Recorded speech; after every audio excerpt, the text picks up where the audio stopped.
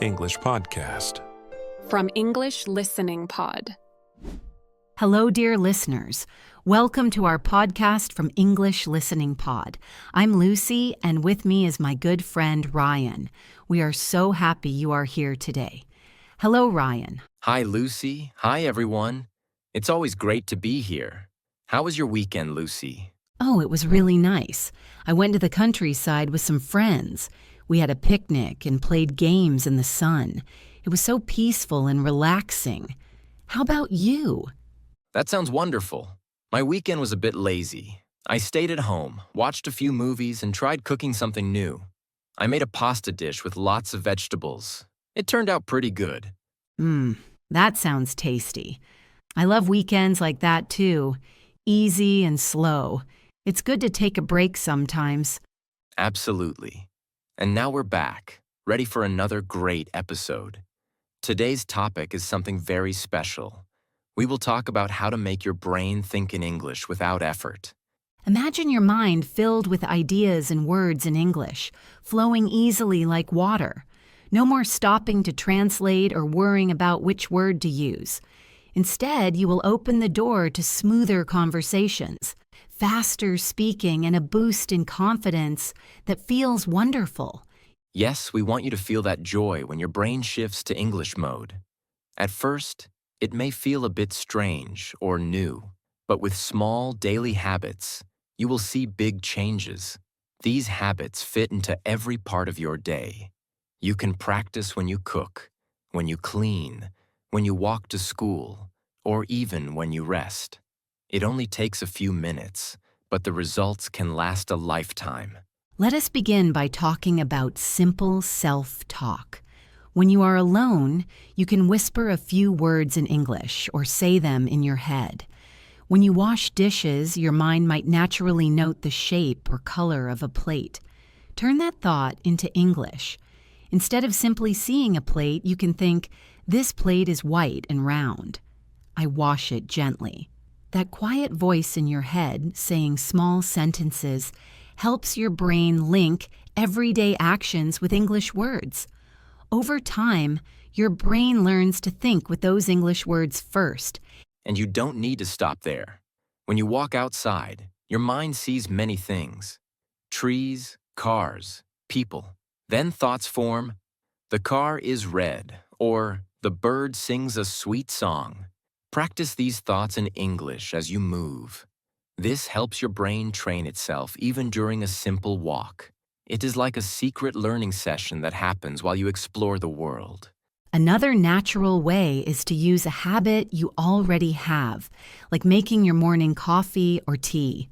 While your drink brews, resist the urge to scroll on your phone. Instead, take that minute to think about your morning in English. You can imagine describing your day. I pour hot water. I smell the coffee. I take a deep breath. These moments are small gifts of practice, and they add up quickly. When I first tried this, I felt silly, but that feeling passed fast. After a week, I no longer noticed the little self-talk. My brain just ran in English. It felt normal. It felt good. That sense of progress gave me more motivation to keep going. A key part of our approach is to encourage an ongoing inner conversation in English. We call it an internal dialogue. Imagine you are planning your next day. Instead of thinking in your mother tongue, try it in English. Tomorrow, I will wake up early. I will go for a walk. I will study for my test. Notice how each phrase builds in your mind. That planning habit turned English into the language of your dreams and goals. Yes, and you can also use that technique when you reflect on your day. Before you sleep, think, "Today I finished my work. I played with my friend. I felt happy when I listened to music." This reflection in English not only trains your mind, but also gives you a sense of calm and achievement. If you ever feel stuck or missing a word, keep a small notebook or notes app handy. Jot down the word or sentence structure you need. Then later, look it up and practice using it. This little notebook becomes your personal treasure chest of vocabulary and phrases. When you review it, you remind your brain of the words you need for daily thinking. In my own journey, I loved taking photos of objects around my room. I would snap a picture of my lamp or my favorite mug and write the English name beneath it in a notes app. Later, when I scrolled my gallery, each photo was a reminder. Lamp or mug. It turned my phone into a fun practice tool. Listening and speaking together is another powerful combination. When you watch a short clip or listen to a podcast, try to repeat the words at the same time as the speaker. We call this shadowing. It might feel fast at first, but your brain learns to link the sound with the speech muscles. For example, when you hear, "Hello, how are you?" you can say it aloud simultaneously. This trains you to process and produce English in one step rather than two. I remember shadowing a simple weather report. Today it will be sunny with a light breeze. I repeated every word with the reporter's voice. After some practice, I found myself naturally thinking in that rhythm. Shadowing helped me catch the melody of English, the rise and fall of sentences, which also made my speech more natural. If you want to learn how to shadow correctly, you can watch our lesson about shadowing. The link is in the description below. Passive listening alone is helpful, but making it active gives more benefit. When you watch a cartoon or a short video clip, pause after a couple of sentences. Then say in English what just happened. The cat jumps on the table. Or, the boy eats a sandwich. That pause and summary activity moves your brain from just hearing sounds to understanding ideas in English. A similar tool is to keep a daily diary in English. It doesn't have to be long. Even a few sentences. I woke up at 7. I studied English. I went for a walk. Give your brain a structured space to practice writing, which supports thinking. Later, you can check your diary for mistakes and correct them. This split between free writing and review lets you flow without fear, then refine with care. Speaking of fear, it is normal to worry about mistakes, but mistakes are part of learning. Every time you catch an error, remember that your brain is working and growing. You can mark the sentence and correct it later. But during your free thinking, let your ideas flow, mistakes and all. When I write, I often underline a phrase I am not sure about and move on. Later, I look up the right form.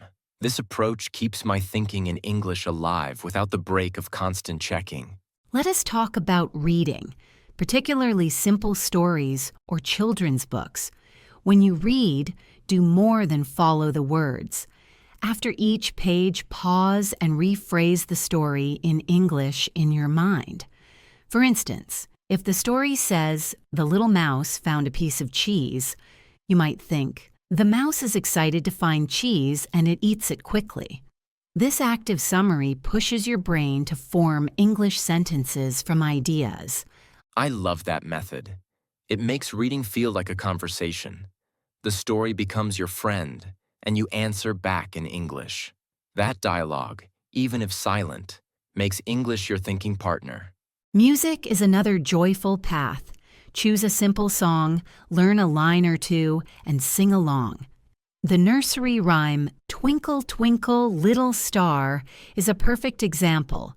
Twinkle, twinkle, little star, how I wonder what you are. As you sing, you memorize rhythms and words, and your inner voice learns the language's song. Dream talk can be fun too. When you wake up, try to recall your dream in English. Describe it in your mind. Last night, I dreamed I was flying over mountains. I felt free and happy. This practice not only trains your English, but also connects your thoughts and emotions in a creative way. Another engaging way to practice is to ask yourself questions and answer them in English. What will I eat for lunch? I will eat rice and vegetables. Or, what game will I play after school? I will play football with my friends. That back and forth builds conversational patterns in your inner voice. Grouping words by themes can also jog your memory. In a theme like food, think apple, banana, rice, bread, and make a sentence with each. I eat an apple, I like banana, and so on. This way, you scaffold your vocabulary around daily topics, and your brain organizes the words meaningfully.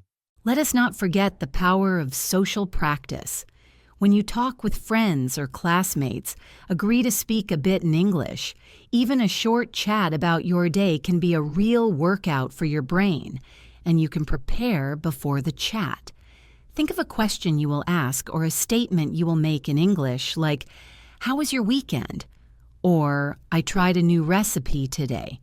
Then, during the talk, your mind is already tuned to English. Online groups are great too. You can chat in English on an app or in a forum. Typing in English helps strengthen your thinking and writing. Plus, others can help correct you and you learn from each other. Idle moments are golden opportunities. When you wait for a bus, think, "I wait patiently for the bus. I see people around me talking." When you are in bed, you can replay your day in English. "I had a good day. I studied well and ate a nice meal." These pockets of time add up quickly. A small reminder app can ping you at random times with a message. Think in English now. When you see it, you pause and form a quick English thought. This surprise cue breaks your usual pattern and brings your focus back to English practice. Playfulness is key. Turn your practice into a game. Count how many English thoughts you have in a half hour, or set a timer for 5 minutes and see how many complete sentences you can think in English. When you make it a fun challenge, your brain stays motivated. And celebrate every win. When you realize you thought in English without noticing, give yourself a mental high five. A little joy each time you notice progress helps you stay on track. All these habits, self-talk, shadowing, listening, journaling, reading, singing, dream talk, questions and answers, thematic grouping, social chat, idle time practice, random reminders, playful challenges, build on each other. You don't need to do everything at once. Start with 1 or 2 that feel natural. Maybe self-talk and shadowing in week 1, then add journaling and reading in week 2. Slowly, your mind will shift, and English thinking will become more and more natural. Thank you for spending this time with us. We hope you feel excited to try these ideas. Remember, progress is more about small steps done regularly than giant leaps once in a while. Keep your practice light and joyful, and soon your brain will welcome English as its favorite way to think. If you enjoyed today's episode, please hit the like button, subscribe to our channel, and ring the bell so you never miss an episode. Share in the comments which practice you will try first and how it goes. We love hearing your stories. Until next time, keep speaking, keep thinking, and keep shining in English. Goodbye, everyone.